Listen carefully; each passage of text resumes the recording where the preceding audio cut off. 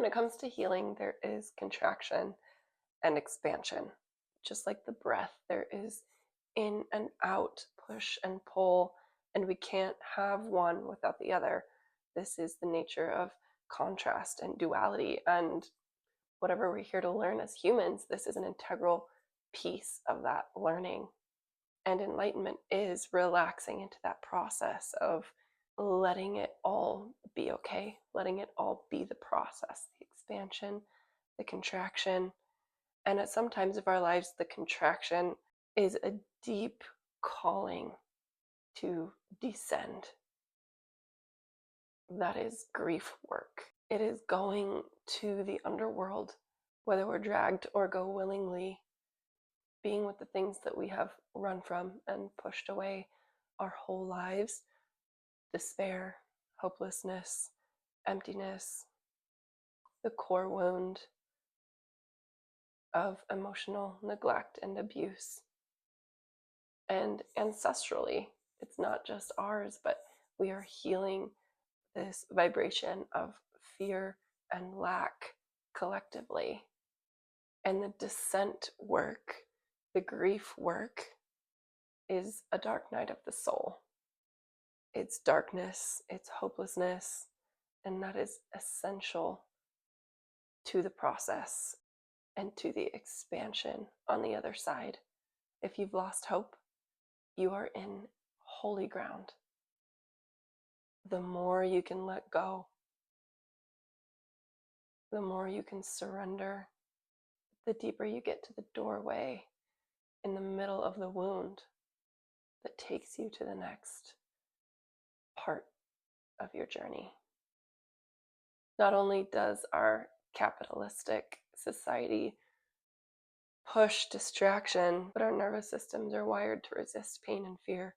Trusting this process of grief and descent takes so much strength and courage to override our biological conditioning to not feel fear. Taking the time to really be with the thought, this is bad, this is wrong, this shouldn't be happening, and letting that soften, creating space around that instead of reacting to it. And on this path, there are multiple levels of healing happening simultaneously. There's the ego level of healing our relational trauma through parts work, EMDR, therapy, somatic practices. And then there's the more esoteric level of disidentifying from the mind, from the personality, learning to watch the thoughts, remembering that you are so much more than this mind and this body. And there's also the polarity of doing this work in ourselves, alone, facing emptiness, facing aloneness, and needing community to be held in a container. This is the solitary work that we cannot do alone. And at the core of so much of our pain is relational trauma that tells us we don't belong, we're not good enough, we can't be seen. If someone really sees us, if we let ourselves express that vulnerability, they won't stay. And our work in humanity right now is healing this wound of isolation and rejection and continuing to take the risk and show up and let ourselves be seen as much as we can stand. Those are the deepest healing moments, when we share our hearts and we are held and we are seen, we are reflected. And rejection is part of this process, especially in this dark night of the soul. There is this shedding, this emptiness that is so connected to our deepest fear. And in those moments, choosing ourself, staying with ourself, doing whatever the work is to choose self-love over self-abandonment, self-betrayal, self-rejection. It is the bravest work.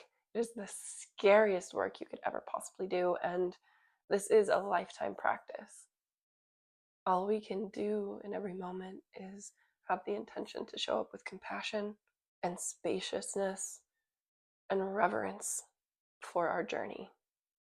And through that intention, through that devotion, your experience changes.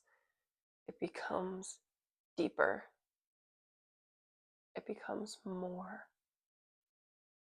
It becomes love.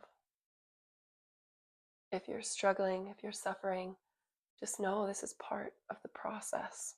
You can't have the pearl from an oyster without that beginning irritant, without that seed of pain.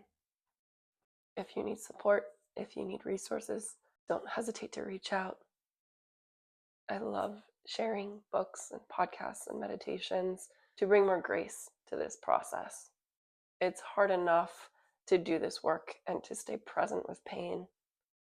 Any way that we can reduce the shame and the resistance is so welcome. I'm a somatic marriage and family therapist in Utah. I can hold space for deep trauma healing and parts work. And outside of Utah, I offer mindfulness and spirituality coaching. Don't hesitate to reach out. You deserve support. You deserve love in this process. In devotion.